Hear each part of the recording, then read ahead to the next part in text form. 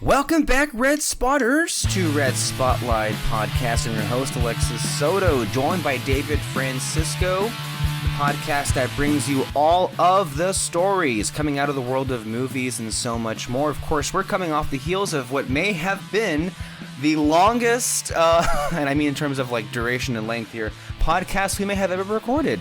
Literally a 4-hour and 31-minute podcast, which was our previous episode, number 408. Discussing a lot of news that came out of Comic-Con, mainly Marvel, which, to be fair, there's a lot of Marvel stuff that, came out recently. And so we're back here this week for a little bit of a lighter fare. So this is going to be episode 409. David and I are here, and it's kind of, in some ways, an epilogue, if there even could be, considering that was a 4.5-hour show, but we're going to try here. David will have his thoughts on, the stuff that came out of Comic-Con, what he's looking forward to, what maybe, excites him not really at all. And then, addressing more things of that sort.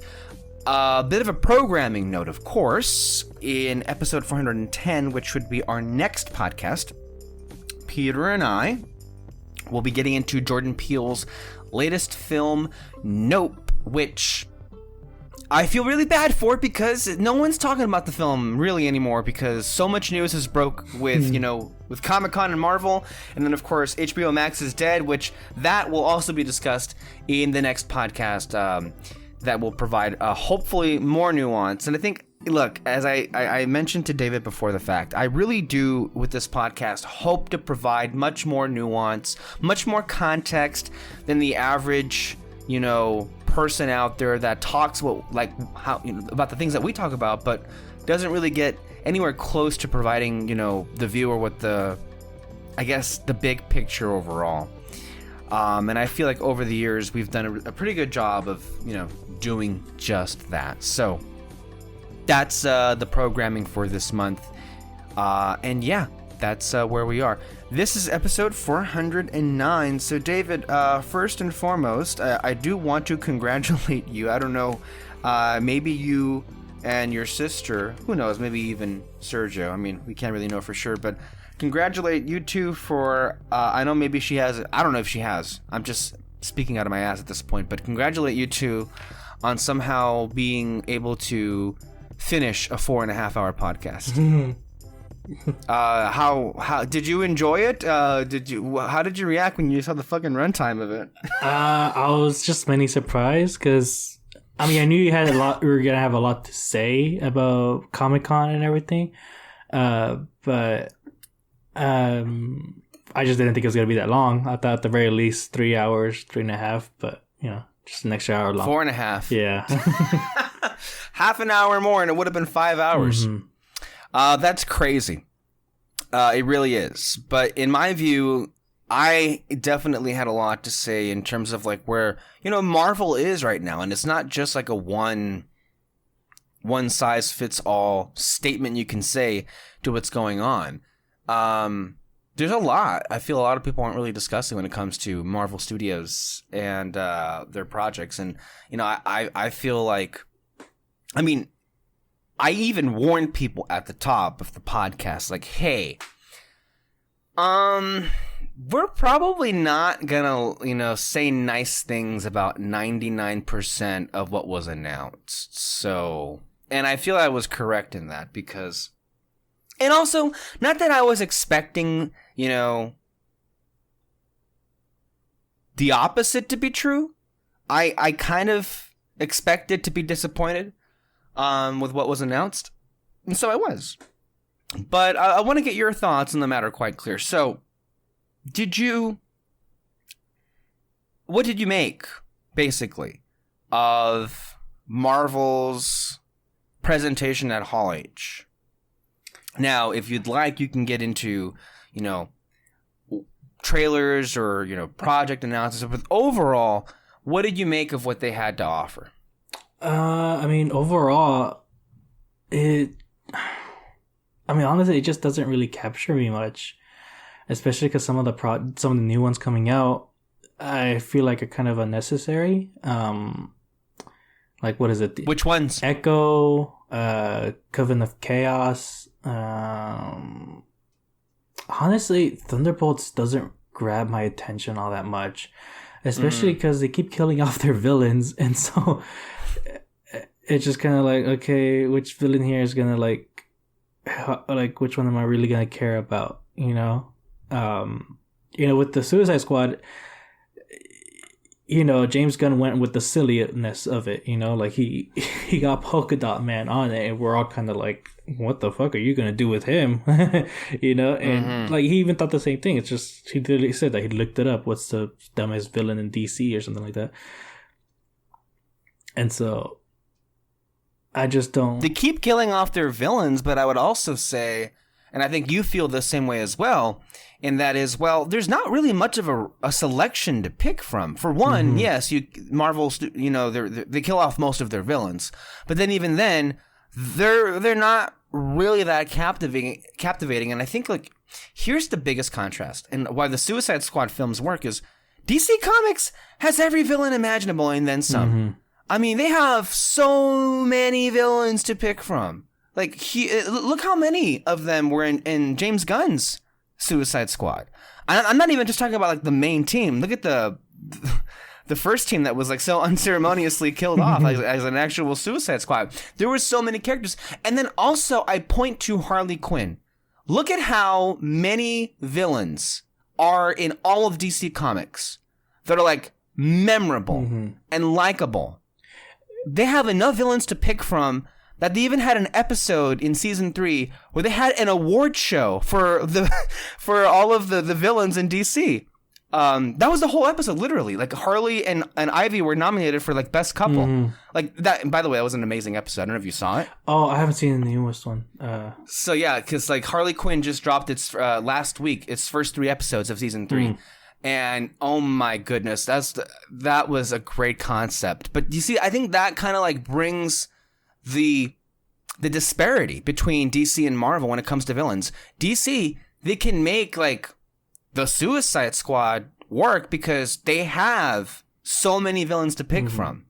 Now, you can say about Marvel Comics, they can maybe work in the comic world, but if we're talking about the MCU, really, how many villains can you name? Yeah. And a lot of these, are they really villains? More so that they are anti-heroes, like a Yelena or a U.S. agent. Also, it's just, I mean, with DC, I haven't read a lot of DC or Marvel comics, so like I could be completely wrong here. But I feel like just DC, every superhero in that world has its own memorable rogues gallery, Like the Flash, it has like Captain Cold, it has Reverse Flash, and just like a whole bunch of more that I can't really name. I mean, I'm sure they had a lot to pull from to make 9 broadcast seasons of a TV show for The Flash. Oh, yeah, for sure. And they utilized them pretty well. Some of them, the villains, that they turned them good and all that, blah, blah, blah. So, yeah, they used quite a lot. At least for, like, B villains, the big ones I think that might have been hard to pull for them. Yeah, but I mean, either way, for sure, Arrow had like a lot of cool villains on it. No, I don't think it was mainly like his and all that. But with Marvel though, I think the only one that does have like a really good rogues gallery is Spider-Man, which Marvel Studios can't pull from at all. So they're kind of screwed on that part. Yeah, Spider-Man has a lot of great villains, but I mean, more to the point of what you just said, I mean, I think Peter and I were even struggling ourselves to come up with a whole roster for Thunderbolts. We know it's going to involve Wyatt Russell as, U.S. Agent John Walker. We know Florence Pugh will come back as Elena Belova. And I think the obvious one also happens to be Daniel Bruhl as Zemo. Okay, who else? Literally, who else? Who's next? I mean, those are the obvious ones, but like, who's next? The only one that should have happened was Red Hulk, but that's by William Hurt, who just passed away, sadly. Yeah. Now they can recast. That's the thing. Like, I think they might have to because like, why are they called the Thunderbolts? Well, Thunderbolt Ross, he's the founder basically, unless not anymore. And I mean, I don't know. It seemed that Red Hulk was for sure going to be a thing, and I guess they could still have Red Hulk. Just recast the actor. I mean, it's fine. They've done that several times before. Look at Hugo Weaving. He didn't come back to play Red Skull in Infinity War and Endgame. But you couldn't really tell, could you? So I guess that's the benefit of having a character completely in makeup or as a CG effect. But clearly, I can't think of anybody else. I think, again, I mentioned it at the when we were discussing Black Panther, but you know who would have been great addition to the Thunderbolts? Fucking Claw.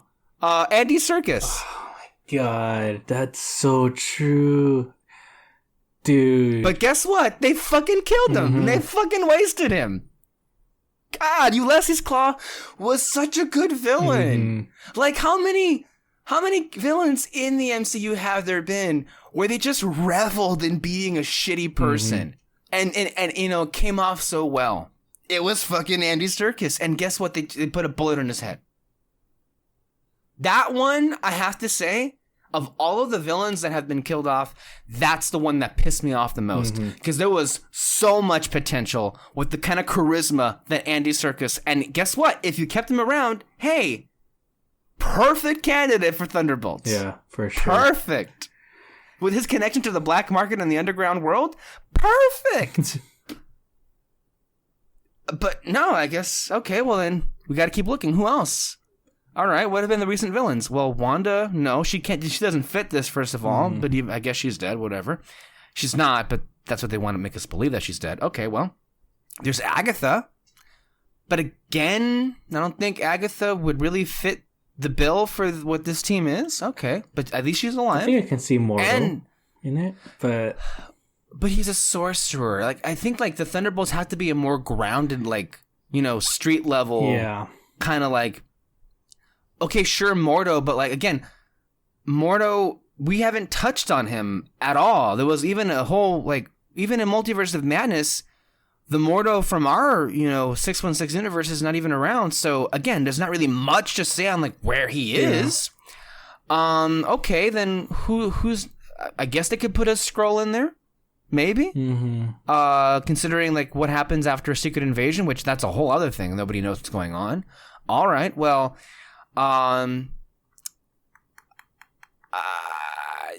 Yeah, Vulture maybe, but then again, well, honestly, that wouldn't be bad because Michael Keaton's out of work lately. He was supposed to come back as Batman in 2 projects, and it looks like that's not going to happen. So I know both of them, I think, are just gone. So if Michael Keaton wants to come back to this kind of like work, I mean, and I know.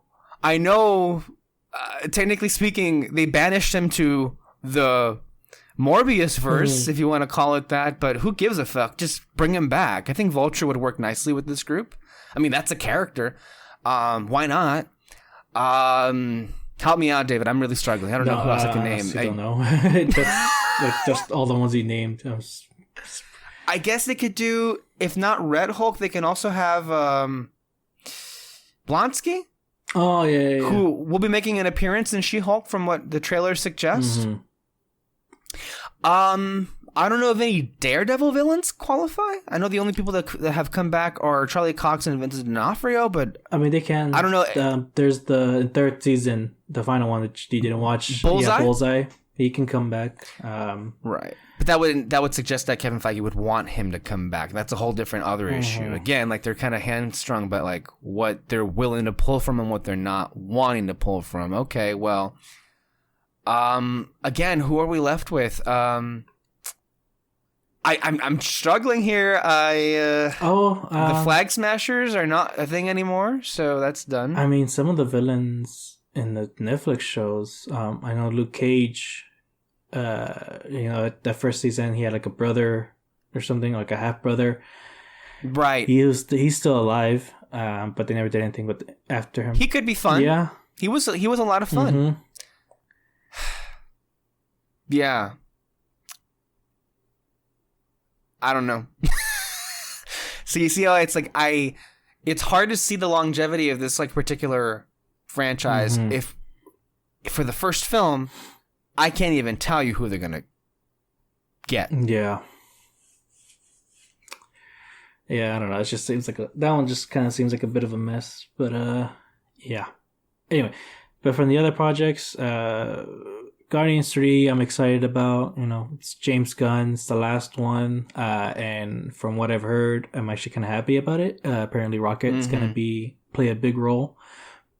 As he should, and I think as was teased. I mean, I think if you look at Guardians Volume 2, he leveled up to. I mean, he was always a main character. But, you know, Rocket very much is the embodiment of who James Gunn is as a person, so it would make the most sense that Rocket would have a big role. I mentioned this before, but, like, the reason he took Guardians in the first place was because of Rocket. He actually found it ridiculous at first, you know, talking raccoon, talking tree. But then when he thought, oh, like, what if the raccoon was, like, forced to be experimented on, and that's how he became bitter, you know? Right. And so it's because of that idea that the whole movie came about, and they're gonna go deep into that, you know, into that backstory. So I'm kind of excited, and I don't know if I mentioned it in the podcast or it was just by myself, but like I actually did hope that Rocket would become the leader of the Guardians by the third one. You did mention this, yeah, and so I'm hoping that would happen in this one. Honestly, I really hope that he brings up like endgame stuff in the third one, like because Rocket was by himself, he was with Nebula for those 5 years and all that. So I'm curious, like how much he stepped up on his own during those 5 years, or like they teased the endgame fucking Star-Lord and Thor were gonna have like this little leadership battle between the two of them, but I was hoping that it would be Rocket and Star-Lord instead. Yeah, as we mentioned, Marvel teases a lot of things. Let me just say, first of all, with Guardians 3 is concerned, Kyle seems to have this belief that Rocket having a larger role indicates he'll die.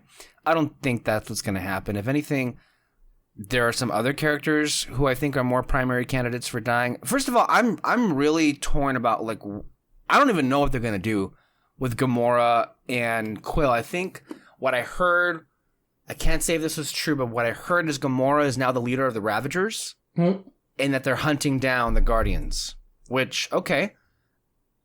I love those two together as a couple. I don't know how in the span of a movie you can make all of that, reconcile. I don't know what's going to happen. So it's tough. But I think what Gunn clarified is there still is going to be like a Guardians of the Galaxy team. It's just not going to be this one. So you could see where most of the Guardians retire or die or something, and maybe Rocket could lead a new team. No, and he can still do this. I think Rocket and Nebula are going to lead the new Guardians, and it's going to combine with the Ravagers, because if you remember that end credit scene of Stallone and his like team and all that coming together, like they can be in it. Oh yeah. I think the one that's likely to die is Drax, because I mean the actor, he said he was done with these movies, so that's an easy pick right there. Right. And I think just in case he'll have Gamora and Star-Lord either retire, or maybe they're just going to go off on their own. Do their own thing. But yeah, and then Groot, I'm sure he'll probably stay and all that. I don't think he's going to be able to kill him off. Not again, anyway. Yeah. No, I mean, that project is so... I think that one stands out more so than any of the other ones because... Look, I feel like a lot of Marvel fans, and if you're listening, with all due respect, I feel like your priorities are so misplaced. Guardians Volume 2, I think, ranks among the best Marvel movie ever made because it is not concerned with, like, what universe it belongs to.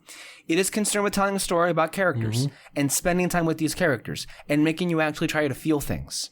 And I think Guardians 3 will be no less. It may even be better than that. Considering how much James Gunn has been leveling up as a filmmaker, I thought The Suicide Squad was his best directed, not the best movie, but the best directed film he made. And then I also think Peacemaker was outstanding. It really was. So look, considering James Gunn's trajectory, he is somehow able to make the stories he wants to tell exactly the way he wants to tell it. with the constraints of, belonging to a cinematic universe. And that's all I care about. And it kind of makes me feel a little bit, I'm excited for it, but what I'm not looking forward to is certain people out there who didn't like Guardians 2 very much also being like very whatever on Guardians 3 and saying, yeah, it was nice, but it didn't do anything for me as far as the overall universe, even though clearly the film does not give a fuck where it belongs to, or, fulfilling like whatever storyline you want for an overall, overarching TV show. So that's something that I'm not looking forward to myself, but nevertheless. Honestly, I'm worried that we're going to get like a Thor Love and Thunder thing that people are just like, oh, it's a James Gunn movie and just not find it. And move on. Because that's exactly what happened with Guardians 2, right? Like, they said that, and then they all moved on. Because how often is that film ever discussed? How often is it ever brought up? Never. Even though, quite honestly, arguably and debatably, it may be the best MCU movie. Yeah, for sure. It's crazy. It's honestly crazy. Anyway, I did actually, you stumbled on something that I wanted to share, and this is kind of like an idea I had about something that Marvel and Disney Plus could have done to really capitalize on, I feel like it kind of is the perfect marriage between like what they want their MCU properties to do on the streaming service, and then also what could be really interesting to explore creatively. And I feel like in retrospect, they should have had the hindsight to have done this. Now, what I'm thinking of is a TV show. Let's just say like a sample name Avengers Assemble, but not really Avengers Assemble. It's like whatever it is. I know it's a catchphrase or whatever, but it's not really like the point. It's a stand-in title. Now, I don't know if you could have facilitated this in live action, although I think that you could have, because that would have, you would have had the actors to work with. But if need be, an animated version would have sufficed as well. And that would be, basically an anthology-like series set place in the MCU, not serialized, so we wouldn't be following a group of main characters, but every episode we would be hopping to a different place in the MCU, catching up with this particular person. Because I think as we were already in this place back in 2019, but even more so now in 2022, where there are too many characters that we go so many years and we hear nothing and see nothing of them. And if you had the foresight to establish a show like this, where by necessity and by its very structure, we would have been forced to go back and forth between certain characters, you wouldn't have had this issue of okay, but what is this universe? Who's active in this universe? Who are the Avengers even? A lot of these issues could have been solved if you have just had this show. Now, again, either animation or live action. For my whole thing is what I'm thinking in my head is, well, in 2019 when you debuted Disney Plus and you also had Avengers Endgame, come out in theaters, why not have had, let's say, 10 episodes on 10 individual stories of characters who were alive during the snap? Those 5 years in between Infinity War and the end of Endgame, basically. And let's take some time and explore who these characters were and what they went through realistically during that time. You could have a whole episode with the Ronin, seeing his descent into that. You can have a whole episode basically on Hulk's entire arc that was just brushed over in Endgame, how he became, Smart Hulk or Professor Hulk, how you want to say it. We're going to have a whole episode about Natasha becoming the de facto leader of the Avengers because everybody was gone. A whole episode with Steve just struggling to find a purpose in this new reality after he's been so, crushed, and him mourning the loss of his two best friends in one go. We have a whole episode of Tony, marrying Pepper and having a kid. I mean, or Thor, and his descent into just absolute depression. Denai Guerrera could come back as, General Okoye and her becoming the de facto leader of Wakanda. A whole episode with, Rocket and Nebula and them having to form some kind of relationship in spite of all of their family getting blown away out of existence. I think the ideas were there to explore who these people could have been. You would have given these actors more time to show off their chops, for lack of a better term. And again, I can understand that maybe a whole live action would have been too big of a scale. And but the thing is, I'm not suggesting that this would have been something that would have been VFX heavy in the first place. No, I think the whole notion of these stories having taken place in between the snap and the blip would have, indicated that we don't need, explosions. We don't need special effects. All we need is these actors, like, giving us some great moments with these characters. Mm-hmm. And again, that's just, like, the tip of the iceberg. You could have gone so much more into, like, let's say right now we had, like, a season 3.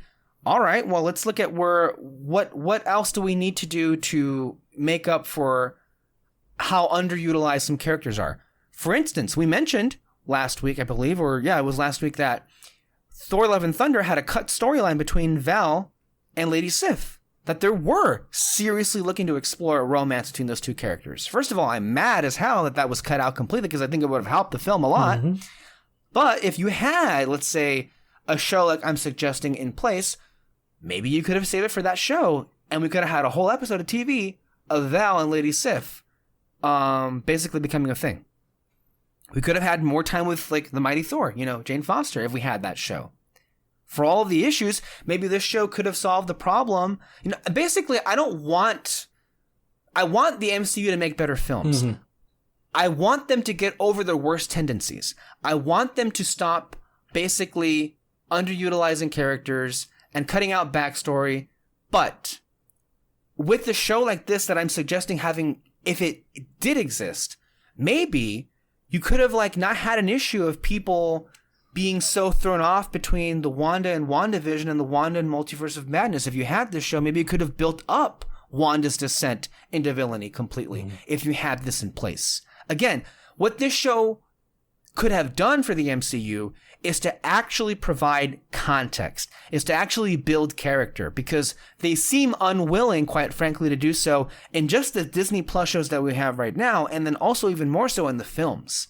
So I think the more I think about it, the more good a show like this, if it had debuted back in 2019, could have given the creators, could have given the characters especially more to do so. What you suggested, we could have had James Gunn come in here and written and directed a whole As Guardians of the Galaxy episode. My idea is basically Marvel one-shots, but just in a season. And I think that I would love to see that. And considering how much you tease in all of these movies and all of these Disney Plus shows, it just seems to me like a no-brainer. And again, preferably live action, because then you would have the actors to work with. But if you can't do that because of scheduling, well, you also have the animation route. And I think that idea, and I know it sounds self-centered because, like, oh, well, I came up with this idea, and of course that's what I would like to see. But genuinely speaking, that's what I would like to see. I want to see these characters in this universe. I want to know what this universe is. And I think if you had a show like this, I don't think I would be having anywhere near the massive issues that I have right now with the MCU. That's honestly the annoying thing about that whole presentation is just that discussion of multiverse, like that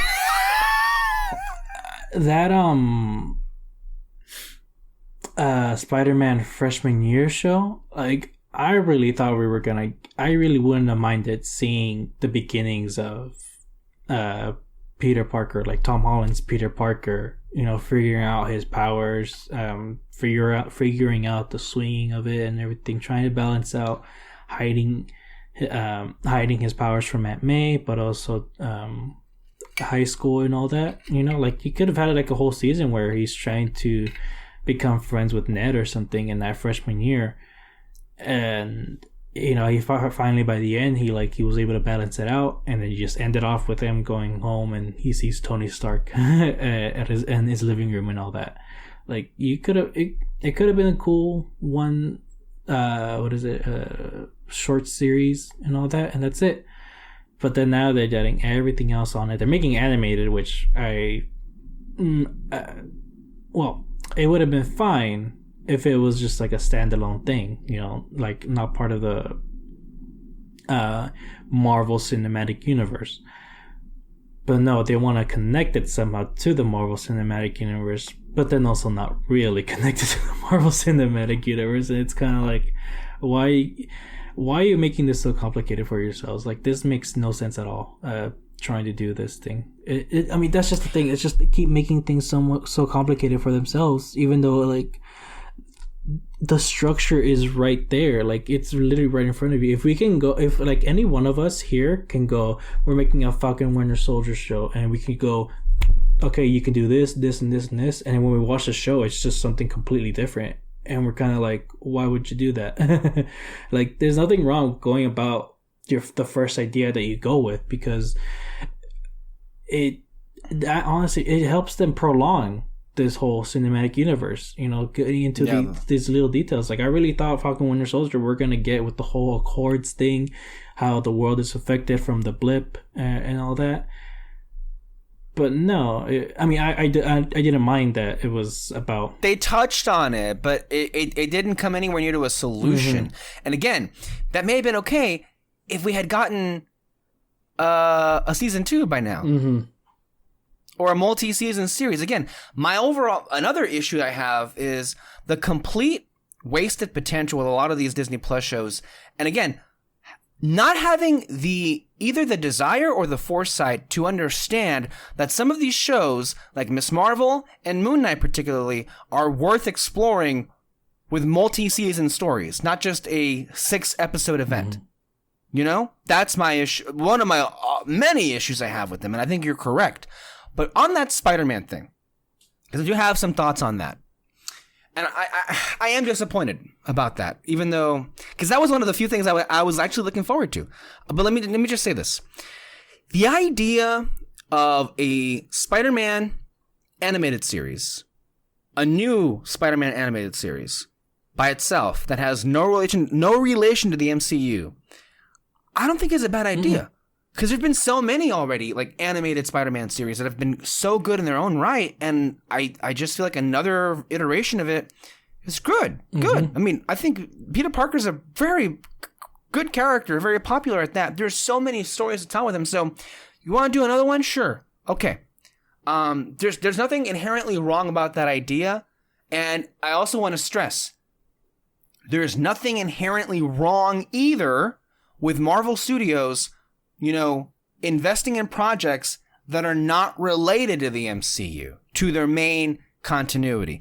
But as you said, there is a bit of a twist here with the premise of the show that still, like, they can't help themselves, but also wanting to be somewhat related to the MCU. That way people can get, like, they don't want to, like, say flat out that the show isn't canon, quote unquote canon. Again, because it has like a bad name, like when you're not in canon, because then you get the whole, oh well, Agents of S.H.I.E.L.D. stink on you, or like, oh well, you really don't matter to this overall like mosaic of stories.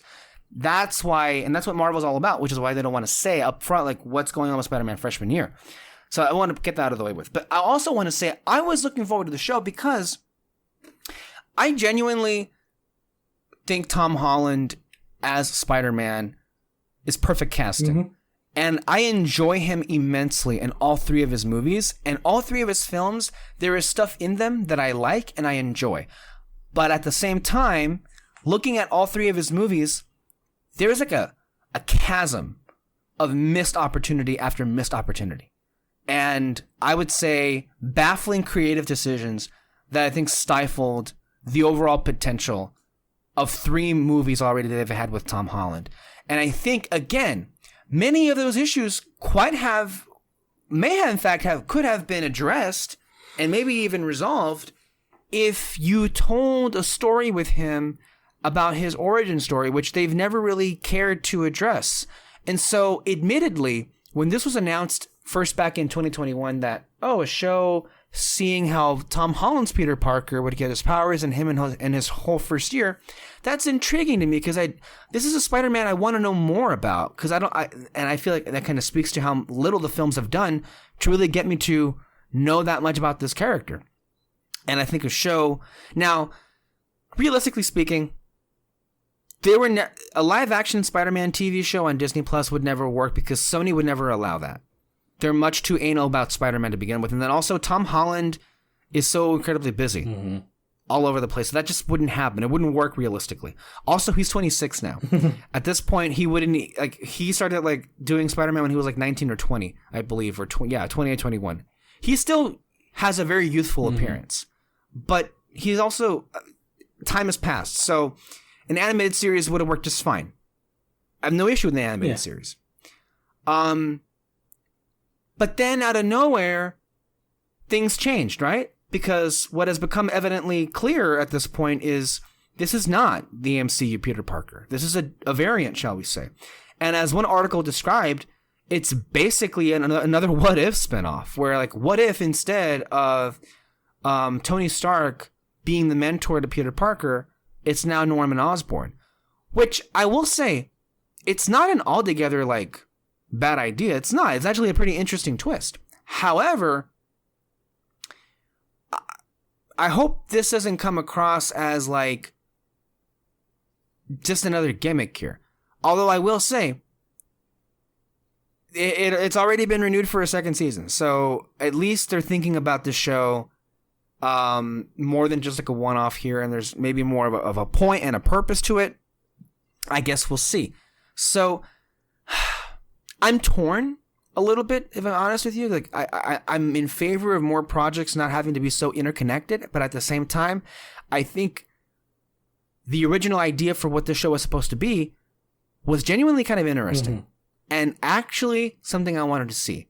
And so I am disappointed on one level that I'm not going to be able to get that, because I want to really get more into this MCU Peter Parker. I don't know why plans changed. I hope it wasn't Sony getting involved and them like not being okay, even though Disney's made several Spider-Man animated series at this point. But I don't know what's going on, to be honest with you, why they changed plans. All I know is they very clearly changed plans, and I'll catch it when it comes out. But it's like, I don't know. I also do want to see, like, considering that there've been already so many like animated Peter Parker stories, I do wish, and maybe they will, take some more, creative liberties with like this version of Peter Parker. Show us some new stuff. Like, considering how much crap Disney gets for their faux pas wokeness, quote unquote. And I don't use wokeness in the way the alt-right uses it. I want to be clear about that. But the idea that they're now including more LGBTQ characters here and there. Good. We want to see more of that. Great. But they still get criticized for them doing the bare minimum when it comes to like giving people the actual representation they actually want, right? Well, why not make this Peter Parker gay? Have we seen that story told before? Maybe in the comics, but have we seen that in any of the shows or live action stuff? No. Not really, no. Do it. Why not? Let's see it. Give us something new to latch on to, right? I guess for whatever it's worth, we have like a race-bent Norman Osborn and Harry Osborn. They're black, right? Here from what? So I'm happy to have the Osborns back. So there's that, and there's no MJ and there's no Ned. So I'm happy they're exploring different characters. I'm happy it's not like What If is, where if this was an episode of What If, it would be MJ. It would be Ned.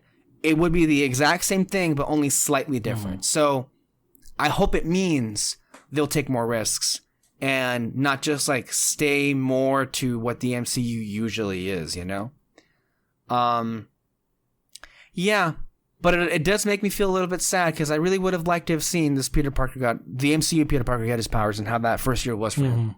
Yeah, and I mean, again, it's just the thing that's bothering me is just that they're all like, this is the Spider-Man that but it's just an alternate take, and I'm like, yeah, just make it completely different. It's totally fine. Yeah. Also, you also touched on something else, whereas this whole multiversal thing that's getting annoying. Well, they literally named phases 4 through 6 the Multiversal Saga. And I feel like Peter and I were one of the first people to really like poo-poo this idea of like them going into the multiverse as like, really, this is what you're going to do? And we couldn't have been more right when we said this was like Marvel's next gimmick. because they're literally making 3 of their phases. The multiversal saga.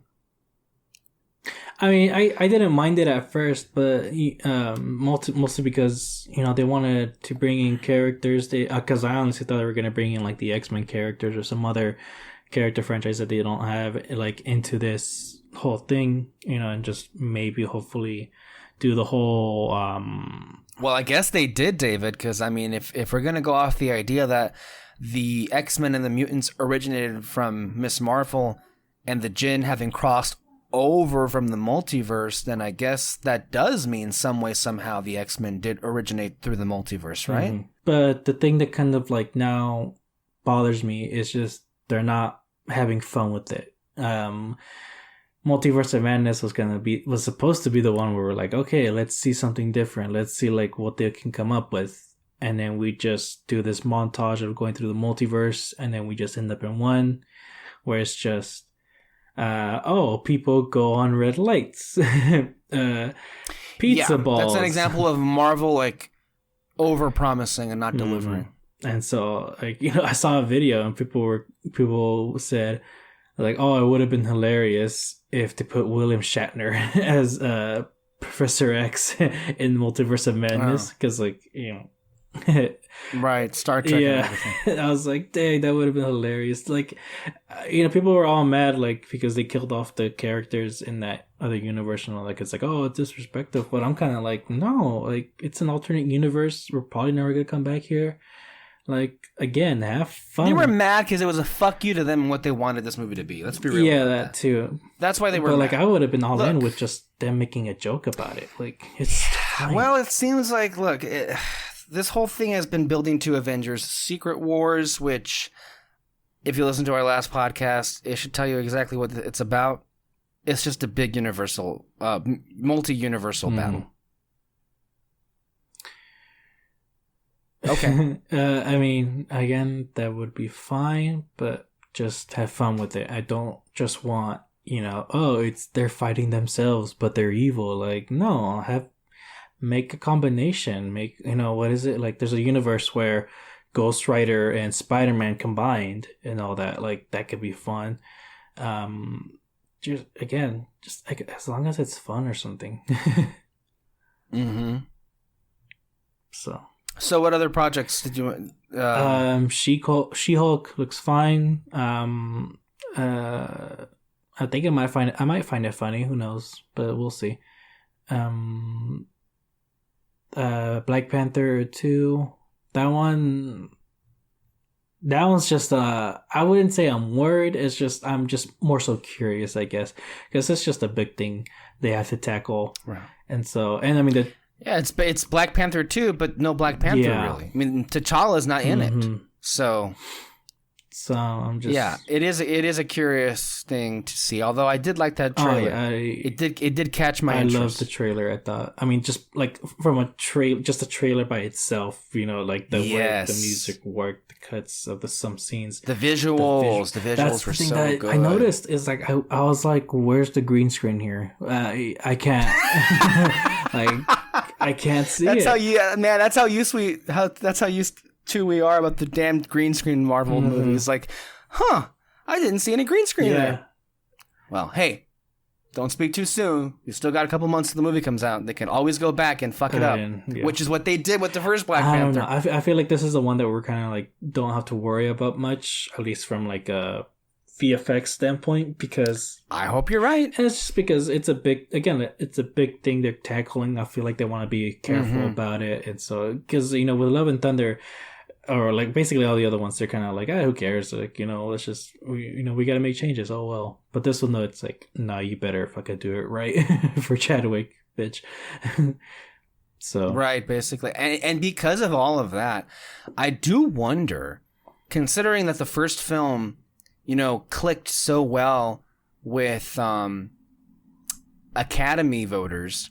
I wonder if because I'm thinking this movie is going to be even better than the first one. I think easily, considering like what I see from the trailer.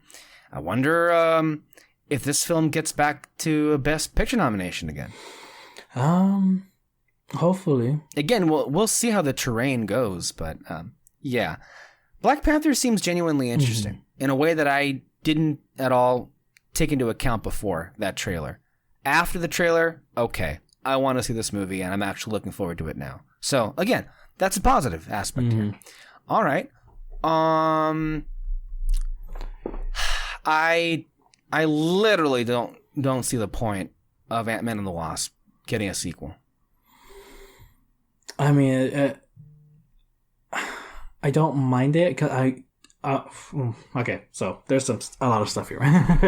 One, I don't like the fact that they're introducing Kang in this one. I don't see. I mean, I gotta watch it first, obviously, to see what happens. But I just don't understand why it's got to be on Ant-Man's movie to introduce him and not in an Avengers movie. Like, I mean, we didn't really get introduced to Thanos until Infinity War. Yeah, there was the Guardians one, but it was nothing. It was just like, I'm evil, do what I say, and that's it. And so we don't really need to see Kang in any of these movies, right? And then the only thing that I was looking forward to was the dynamic between Scott and his daughter, because like I was very curious, like was she alone in those 5 years? Was she like in some foster home or orphanage? How is he going to reconnect with his daughter? And then come to find out that he's not really reconnecting with his daughter. He's all about the fame, and I'm like, okay. Yeah, I mean that premise that they revealed, which is Scott Lang becoming so self-obsessed that he's pushing away Hope and Cassie. I feel that already tells you, it kind of gives away how vapid and surface level this movie's going to be. Mm-hmm. I don't mind that he becomes famous. Like, when they in Miss Marvel, when they mentioned that he has his own podcast and everything, like, sure. I feel like that makes sense for this character in the movie. Like, it makes sense that he would probably do this. But I feel like he would have done it because he gets money and now he has a home that he can live with his daughter. That's what I imagined that he would do. Mm-hmm. But now I don't know what he's doing with this fame. Like, yeah, they're saying he's self-absorbed and all that, but I thought it was going to be something different,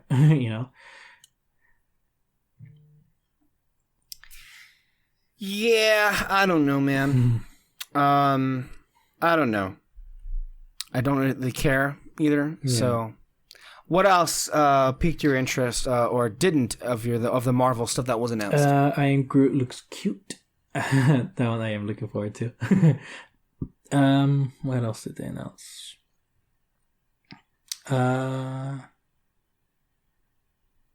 Oh yeah, there's the Ironheart show. Ironheart. I like that they're changing her origin. She's probably from Wakanda. Who knows what exactly it is, but from what I heard, that her origin, she stole the Iron Man suit and just basically made it her own. And I didn't like that. I thought. I mean, that's basically War Machine. Yeah, but it's literally War. Holy shit, it is. I didn't think. That's what it is. Oh my god, that's funny. Which I did hear, by the way. I know rumors, whatever, but like I did hear that War Machine has been added to the Secret Invasion show as a main character in the extensive rewrites and reshoots that they're doing right now. We did mention, of course, we have 4 months of reshoots, and Grace Randolph says they're adding in more scrolls, and War Machine could be one of those scrolls. That's fine. So, yeah. Again, still don't know what this show really is, but it's there. It's out there. I guess we'll see what all that's about.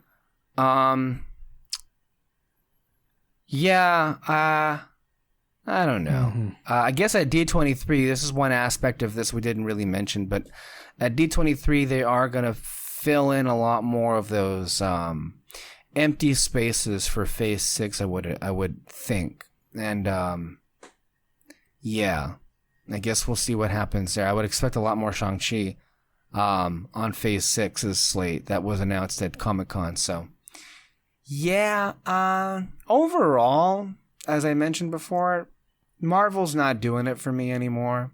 Nothing that was presented gives me a reason to care. And it's even more disappointing because, like, nothing in that slate is what I want to see. Like, I want to see more Moon Knight. Was nowhere to be seen. I want to see more Miss Marvel. No. I want more Wanda. Absolutely nothing. I'd love another Thor movie. No. No mention there. Okay. Well, what else do you got for me? Echo. No. No. Agatha? No, thank you. Ironheart? Do not care. Ideally, you could do a lot with Daredevil. Yeah. Daredevil Born Again. But we just know deep down, whatever that's going to be, it ain't going to be as good as it used to be. Did you have any thoughts on the whole Daredevil stuff? I'm just, again, I don't understand why they're making things so complicated. I mean, I heard it was contract issues and all that, but, why not get the writers from the Netflix show? Especially since you already hired alumni from the Daredevil writing team to write Echo. No, I mean, he's going to be in it. So, I mean, that's probably just the one good thing. And maybe we can expect something good. But don't do that and then just do the Daredevil show. Like, Kevin Feige has to be smarter than this, right? Like, he has to know that a version of Daredevil that is more in line with what he's known for doing instead of what the brilliance of the Netflix iteration gave us. He has to know that's not going to go over well. And what makes me even more worried, 18 episodes? Yeah. Did you not get the memo that people were already complaining that the seasons were already too long at 13? But you made 18? Peter was right, maybe probably half-hour episodes. If it's that, then that's probably fine, but...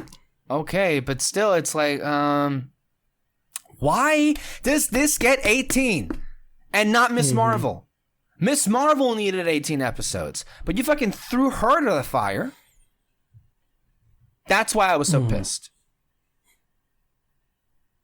Also, it's not going to be TVMA. So that's another thing. Like, it just goes against the show completely. So again, it's like, I ask people, why are you excited when you already know this new version is going to be a far cry beneath what you loved? A lot of people, I think, it's like, I don't know why they think this, even though I think the signs are pretty clear. People, I feel, legit expect this to be the same show they loved on Netflix. It may have the same actors. It's the same characters and the same setting. But make no mistake, people, this is not going to be the same show. Not even remotely. So, yeah. But I guess we'll see Matt Murdock pretty soon in She-Hulk, and we'll see. And again, the issue is not going to be fucking Charlie Cox. He's amazing as that character. The issue isn't going to be Vincent D'Onofrio as Kingpin. The issue is the writing. Ultimately, that's what it comes down to. The issue is, what is it that Kevin Feige, what is his vision for what this show is supposed to be? Right? That's what it comes down to. So, that's where we are with Daredevil.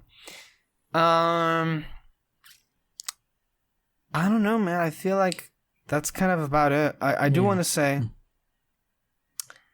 in regards to, oh yes, so you said that you listened to the whole 4.5 hour conversation.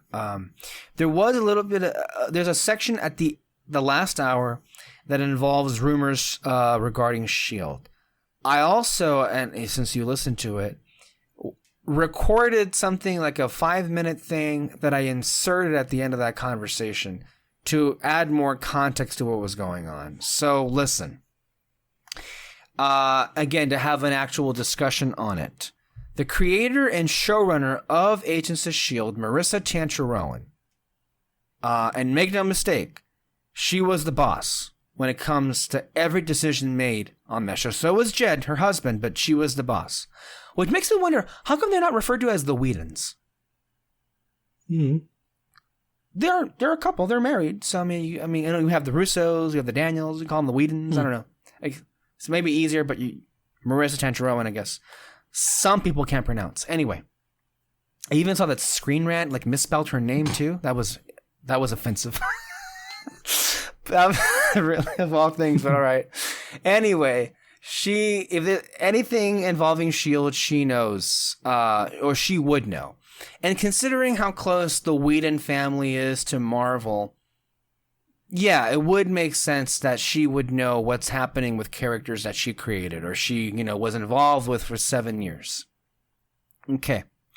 So, previously, we were discussing rumors by a relatively new self-proclaimed scooper called The Watcher, somebody who no longer exists. So that already, he doesn't, because I believe he deleted his account the day that Marissa Tancharoen came out and responded to an article that featured his rumors.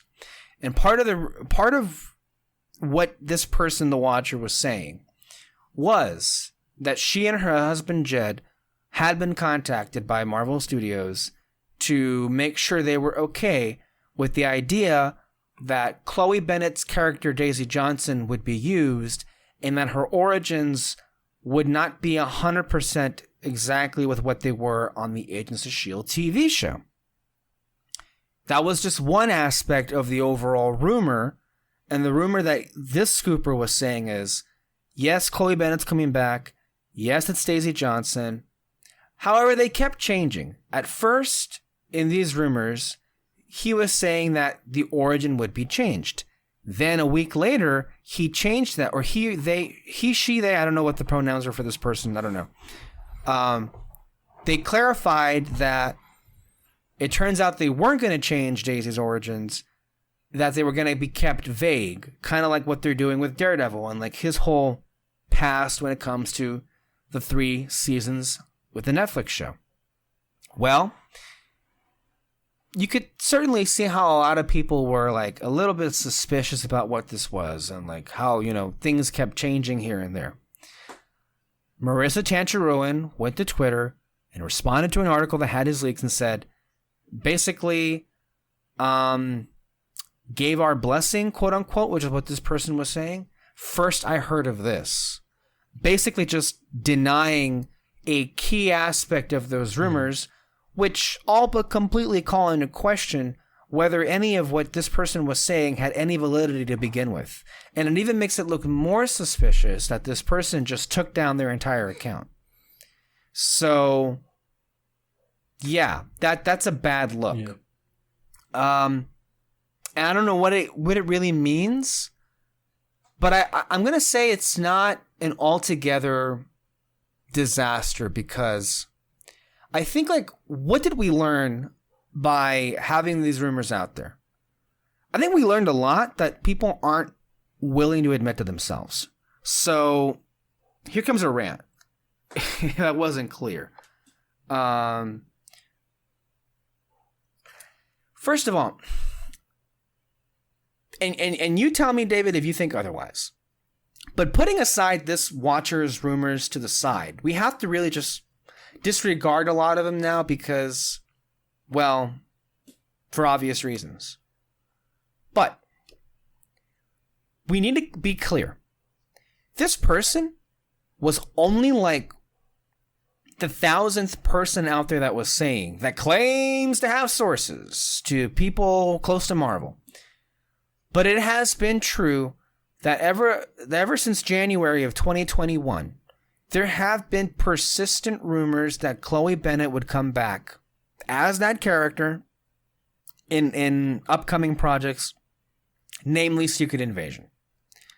Now, Chloe Bennett has denied this, mainly because, evidently, she was being harassed about it in person, about her upcoming appearance in Secret Invasion, which is not cool, which is why she went to Instagram and took those rumors down. Or, you know, knocked them down a peg, as they say. Well, those rumors haven't gone away, and it should not be lost on people that in the articles that were written about the Watcher's quote-unquote scoops, there were also mentions to other quote unquote scoopers who have far more reputable, a far more reputable track record and background and getting more things right than wrong. So the point is, I don't feel this completely makes it go away, because, I mean, the possibility of Daisy Johnson coming back, because the one rumor that has been consistent at this point, and by many other people, is that some way, somehow, Chloe Bennett is coming back. Now, could all that be fake? Sure. Who knows? We don't know anything. All we know is like what we read and what we see. But what did we learn about the Watchers leaks? Let's just say let's take into consideration what this person was saying.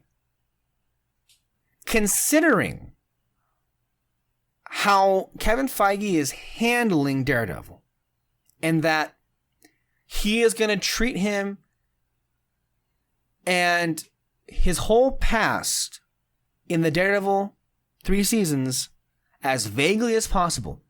I think here's the key.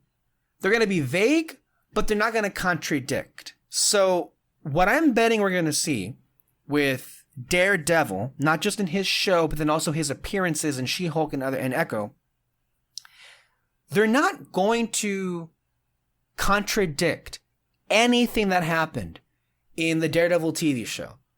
But they're also not going to bring it up. They're going to be very vague about it. And if that's true, then I still think the best and easy way was to just integrate that mythology into your MCU. There's no reason why that can't happen, in my view. But fine. This is the next best option, is they won't talk about what happened, but they won't openly contradict what happened in that show either. And I think that's what they're going to do with Daredevil. If they ever do bring back Chloe Bennett as Daisy Johnson, I would wager that's exactly the same way they would handle her. Is they're not going to call her Inhuman. They may not even call her mutant. She just shows up and she has powers, and then we go from there. And that's all we need. And again, we're being hypothetical here. I find that approach far more preferable than her being called outright a mutant. Now, here's the thing. This is what Marvel wants you to think. They want to kind of trick you into thinking that these versions are the exact same versions from their other TV shows. So they're not going to openly contradict anything. But at the same time, Kevin Feige has to have his way. And he basically, they're tiptoeing a fine line. They're treating these versions as variants to the actual characters you saw in their respective TV shows. But they don't want to make you think of them as variants. They want to make you think of them as the actual characters. David, does this make sense to you? Am I being clear about, and how do you react if this is true, that this is how they would handle Daisy if they ever bring her back? I mean, I think I mentioned it. I really don't mind it if it's just they're vague about her background and everything. I just don't want her to be like introduced basically when she comes on. Like, I don't want this like, hi, I'm Daisy Johnson, I'm an Inhuman or mutant or whatever, you know. Like, it's fine if it just Samuel Jackson is in this, you know, if he's just like, this is Daisy, listen to her, something like that. I don't know. Just kind of like, she's just there. That's all I really want, honestly. If they have to change her from Inhuman to mutant or something like that,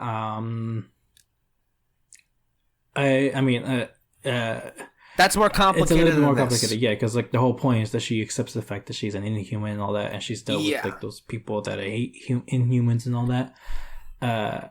But at the same time, you know, I'm sure they just didn't expect them to be in the Marvel Cinematic Universe, like in the movies, basically, and all that. And so, yeah, sure, they just gonna have to change some stuff. I get that. Although they could have done it in Endgame, easily, yes, like no explanation at all. It would have been totally fine. But whatever. But yeah. Yeah, it sounds to me that the vague approach is the best option here, whether against making her a mutant. I agree with you on that. Where she just shows up, and then we just move on. We don't need to address her origin. She's just there. She has powers. Let's go. That would be the best way of doing it. But I've seen a lot of Agents of S.H.I.E.L.D. fans on Twitter react in a very hostile manner to the Watcher. Not because, it may have turned out that like the things that this person was saying was fake, but before it was made clear that this person may have not had the most reliable information, when they first dropped this on Twitter, a lot of fans came at him with like, you're wrong. Agents of S.H.I.E.L.D. is MCU. It's canon. It's going to be the exact same version. And look, again, I don't think you'll find a bigger Agents of S.H.I.E.L.D. fan than me. But I feel like if you're a S.H.I.E.L.D. fan, and if you seriously think that that's the way Kevin Feige views Agents of S.H.I.E.L.D.'s relation to his MCU, you're deluding yourself. That's not going to happen. If you're waiting for an official statement that Agents of S.H.I.E.L.D. is official MCU canon, you're never going to get that. It's just not going to happen.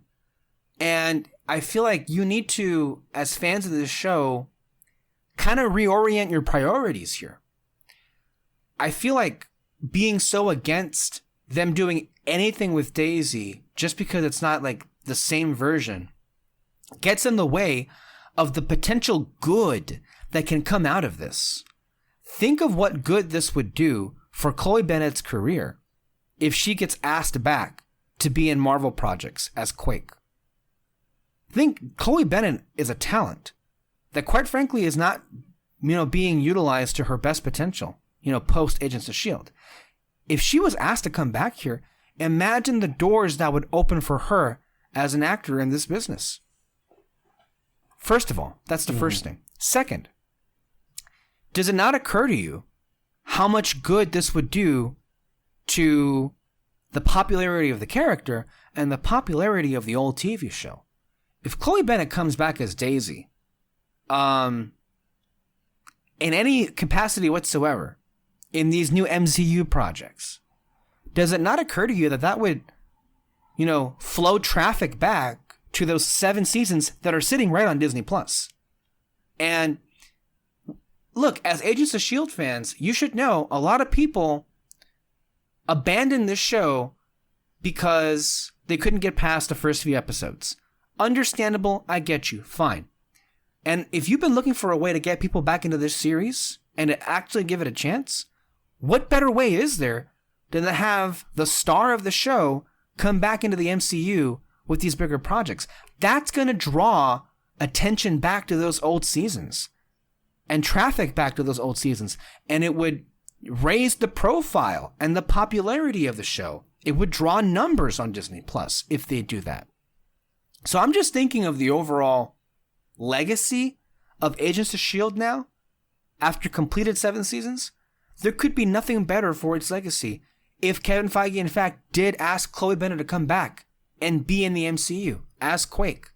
Sure, let's say it's a variant Quake. Who cares? Right? It's what Peter said. If she acts the same way, if she sounds the same way, if she looks almost the same way, what does it matter? If you care about that character, if you care about the actors on that show, if you care about that show, you should be more than open to Kevin Feige even willing to allow any of those people from that show into his MCU. That's where I'm at this point. Is, again, David agrees with me and I agree with you. Like, the preferred way of doing this was to incorporate the mythology of S.H.I.E.L.D. into the MCU. Right? That's the preferred way of doing it. But clearly, they don't want to do that.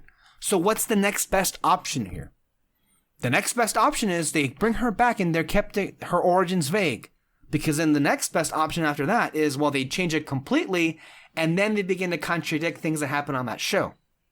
which I don't think as a fan of the show you would want to happen, would you? No. It would be far preferable if they just don't even address it, instead of contradicting it. Hector Navarro on Heroes Reforged brought this point up a long time ago, which is with Kevin Feige, is that he hopes that with his versions of these characters from the Netflix and S.H.I.E.L.D. eras, just don't talk about it, but don't contradict what came before the fact. And from a business standpoint, I think it also helps that case, because why would you want to contradict what happened before the fact? If you want all those Netflix shows and S.H.I.E.L.D. that you acquired for Disney Plus, you want those shows to continue to remain bingeable content. Well, you're not going to do yourself any favors if you then contradict the events of those shows in your new MCU. So all of these rumors have kind of helped to make things a lot more clear, in my view, of how things would look like if they do, in fact, decide to use Quake. Did all that make sense, David? No, how do you feel? It all makes sense and everything. But yeah, no, it's just I wanted her to be in the MCU again. If an in-game, she comes out of the portal with everyone else, or if they were the ones, if it was the helicarrier that was like coming down from the sky instead of Captain Marvel, and on top of it you see Daisy, like that would have been completely fine with me. Like I don't care if like half the audience in the theater were like, "What the fuck is that?" It's like I don't give a shit. Like I saw this show. That's for me right there.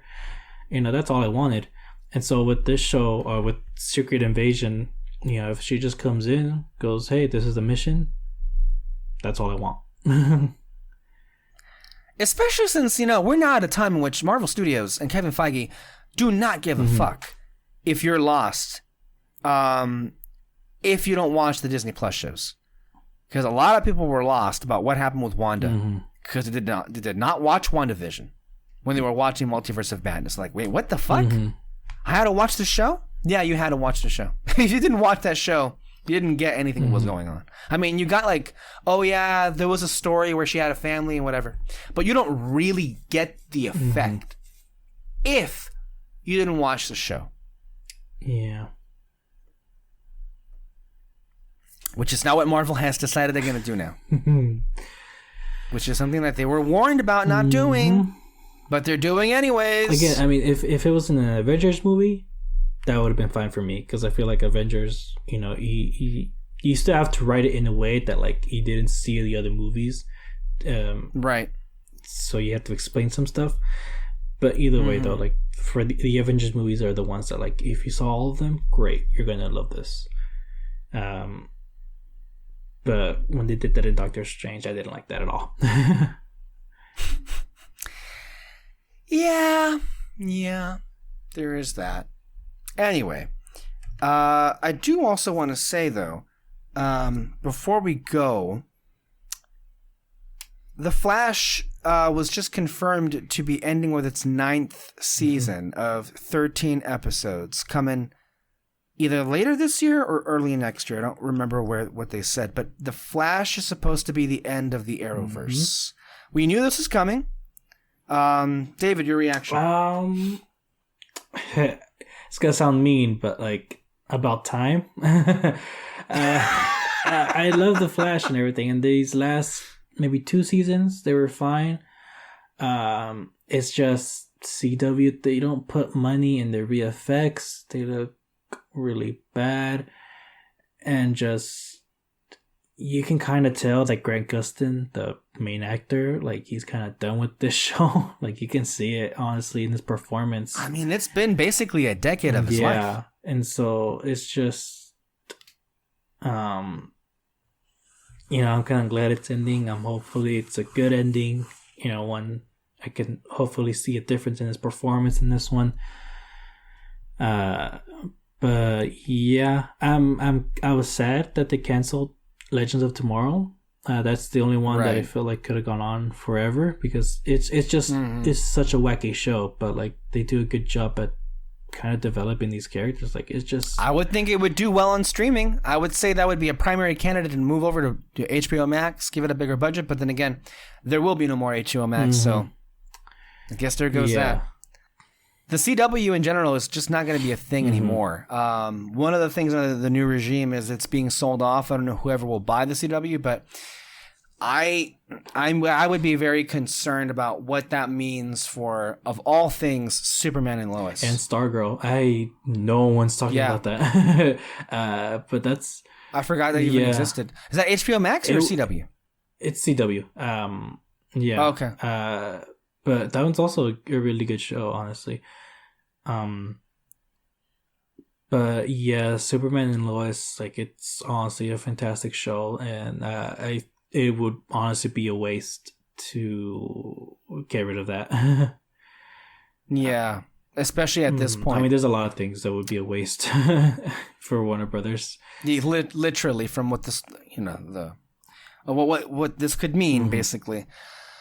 Oh yeah. But yeah, that's kind of where we are. Anything else to say? The only movie that I got excited that they showed in Comic-Con was the Dungeons and Dragons movie. Really? I forgot that was even a thing. I mean, it just looks like fun, like they're gonna have some cool action stuff and everything, and Chris Pine and all the other actors in it, like, they just look like they're gonna be fun to watch. Right. Anything to say about House of the Dragon or the new Rings trailer? Not that interested. No, not a big. They're all coming out this month, apparently. That's cool. Yeah. I mean, I'm just not a big Lord of the Rings fans, and Game of Thrones left a sour taste. Yep. I mean, you could say that again. Keep saying it. Game of Thrones ended. Honestly, I think it's one of the worst endings ever. Probably. Sorry, Alexis. I know you like it, but yeah. Anyway, that's all for today, folks. Thank you all for listening. As a reminder, you listen to our podcast every single Sunday, sometimes Thursdays, sometimes. Anywhere you listen to podcasts, Apple, Spotify, anywhere. Thank you, David, for being here. Thank you all for listening, and we will see you next time. Bye-bye. Bye.